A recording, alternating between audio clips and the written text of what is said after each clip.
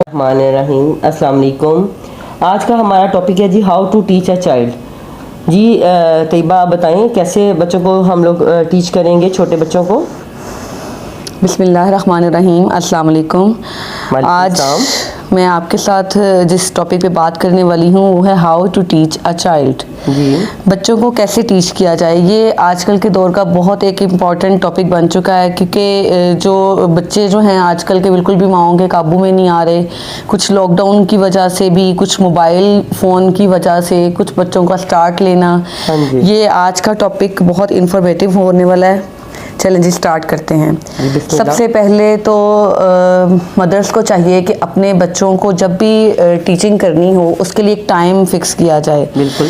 ये नहीं होना चाहिए कि आज आप सुबह 11 बजे लेके बैठ रहे हैं तो अगले दिन आप 11 बजे अपने घर के कामों में मसरूफ़ हैं और शाम 5 बजे लेके बैठ रहे हैं, किसी दिन आप दोपहर 3 बजे लेके बैठ रही हैं। नो, आपको एक टाइम फिक्स करना है, क्योंकि इससे बच्चों को आदत पड़ती है कि ये हमारा जो टाइम है ये एक स्टडी का टाइम है।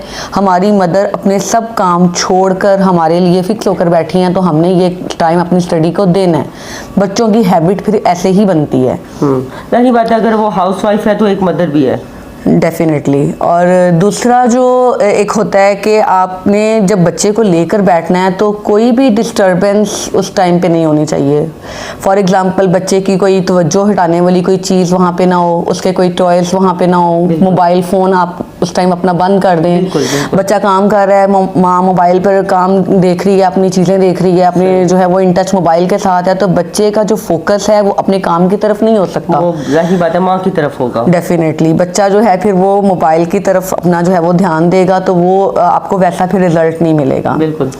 थर्डली, जब आप बच्चे को लेकर बैठे हैं तो बच्चे को जो सिटिंग इन्वायरमेंट है, बच्चे का जो बैठने का तरीका है, वो आप देखें कि बच्चा बिल्कुल ठीक तरीके से बैठा हो, ना बहुत ज़्यादा झुक कर बैठे, ना बहुत ज़्यादा रिलैक्सिंग मोड में बैठे। बच्चे को एक इन्वायरमेंट बहुत अच्छा देना चाहिए, सिटिंग एरिया बहुत अच्छा आपका होना चाहिए।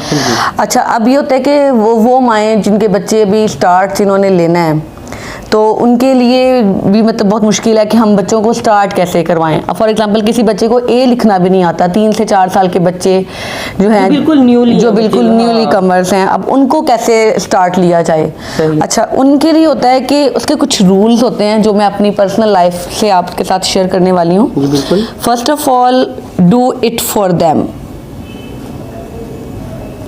अब बच्चे को कुछ नहीं लिखना आता, अब माँ ने क्या करना है कि उसको 3 डॉट्स लगा के देने हैं ऐसे। अब बच्चे के लिए चीज़ एक बिल्कुल न्यू है, डॉट्स भी है ना उसके लिए, तो आपने उसको क्या करके देना है, डू इट फॉर देम। आपने पहले खुद उनको ये काम करके दिखाना है। आपने बच्चे को बताना है, बेटा आपने इस डॉट को इस डॉट से ज्वाइन करना है, इस डॉट को इस डॉट से ज्वाइन करना है। देन आपने इन दोनों लाइनों के दरमियान आपने एक सीधी लाइन, जिसको कहते हैं स्लिपिंग लाइन ड्रॉ करनी है। सही। फिर बच्चा जो है वो बड़ा एक इम्प्रेसिव होता है, देखता है माँ की तरफ कि मेरी मदर क्या कर रही हैं। डू इट फॉर देम, खुद करके दिखाना है। 5 to 6 टाइम्स आपने ए ड्रॉ करके दिखाना है। बेटा आप मेरी तरफ गौर से देखें, मामा क्या कर रही हैं, इस डॉट को इस डॉट से ज्वाइन कर रही हैं, फिर मामा इस डॉट को इस डॉट से ज्वाइन कर रही हैं। देन आपने इन दोनों को जो है इनके दरमियान में एक स्लिपिंग लाइन ड्रॉ करनी है। It's your A. Once again बेटा इस डॉट को इस डॉट से ज्वाइन करें, इस डॉट को इस डॉट से ज्वाइन करें, then draw your sloping line. It's your A. अब डू इट फॉर देम हो गया। अब आपने बच्चे को डॉट्स लगा के दिए हुए हैं कॉपी पे, ठीक है। एक कॉपी आप अपने पास रखें, एक कॉपी आप बच्चे के हाथ में दें। सेकंड जो आपका स्टेप है, डू इट विद देम। ये क्या था, फॉर देम। अब आपने उनको करके दिखाया, अब आप उनके साथ मिल कर करें, ठीक है। ये जो न्यूली कमर्स बच्चे हैं जो बिल्कुल स्टार्ट लेने में, उनके लिए बता रही हूँ। Very good. Do it with them, आप उनके साथ मिल कर करें। आप उनसे बोलें चलें हम दोनों मिल कर करते हैं। अब आप भी ट्राई करें, मैं भी ट्राई करती हूँ, देखते हैं आप पहले ड्रॉ करेंगी या मैं पहले ड्रॉ करूँगी। बहुत अच्छा। आप आराम से करें। चलें आप अपनी कॉपी पे करें, मैं अपनी कॉपी पे करती हूँ। बच्चा आपके साथ साथ ड्रॉ करेगा, आप बच्चे के साथ साथ ड्रॉ करेंगी, ठीक है। बच्चे ने अगर लाइन टेढ़ी मेढ़ी भी लगा दी, इट्स ओके, कोई बात नहीं, उसकी फर्स्ट अटैम्प्ट है। आप उसके साथ मिल कर करें, बच्चा आपके साथ मिल कर करेगा, ठीक है। अच्छा, ये 2 स्टेप हो गए।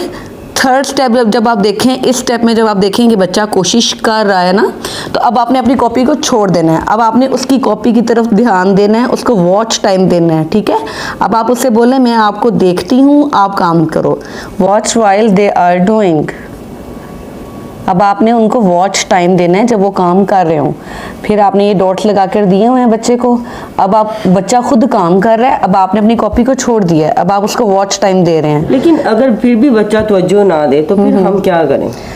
मतलब अगर वो लेके नहीं बैठ रहा, अगर तो आप बच्चे के साथ उसकी फेवरेट जो स्टोरीज हैं उसको डिस्कस करें, या बच्चा अगर कोई कार्टून शौक से देखता है तो आप बोलें जब आप ये काम ख़त्म करेंगे, जब मैंने आपको यहाँ तक जो एक पेज बना कर दिया है, जब आप ये पूरा पेज ए वाला ड्रॉ कर लेंगे तो हम आपके फेवरेट कैरेक्टर्स देखेंगे। आज हम जो है वो आपके जो है फेवरेट आइसक्रीम, ये काम फिनिश होगा ना जब आपका, तो मैं आपको आपकी फेवरेट वाली आइसक्रीम मंगवा कर दूंगी, मैं आपको चॉकलेट दूंगी, जल्दी से ये काम फिनिश करें, फिर मैं आपकी फेवरेट वाली चॉकलेट आपके लिए लेकर आऊँ।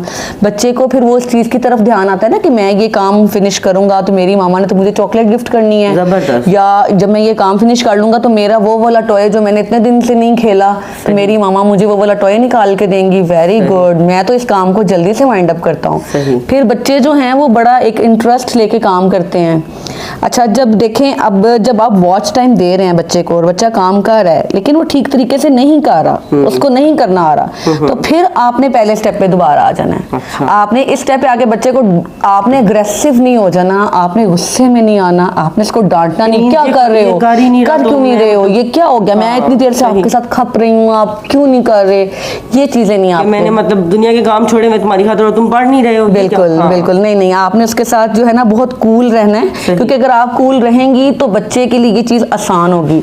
जितना आप खुद हाइपर हो जाएंगी, जितना आप खुद उसको टेंशन लेकर दिखाएंगी कि ओहो ये तो बहुत मुश्किल हो गया, तो बच्चे के लिए ये चीज ऑटोमेटिकली मुश्किल हो जाएगी। आपने फिर पहले स्टेप पे आ जाना है, डू इट फॉर देम, फिर से दोबारा उसको करके दिखाना है, डू इट विद देम, फिर आपने उनके साथ मिलकर करना है, देन थर्ड टाइम पे अगेन उसको वॉच टाइम देना है। जब आप सेकंड टाइम में ये सारे स्टेप्स रिवाइज करेंगी तो वो जो है ना वो आपको कुछ करके दिखाएगा। फिर ये लास्ट जो स्टेप होगा, जब आप वॉच टाइम देंगी, वो खुद से कर रहा है, आपने उसको इंडिपेंडेंट कर देना है। सही, ठीक है। जब आप उसको इंडिपेंडेंट करेंगी तो वो जो है वो उसको थोड़ा सा कॉन्फिडेंस आएगा कि मैं अपनी मम्मा के बगैर भी कर सकता हूँ। सही।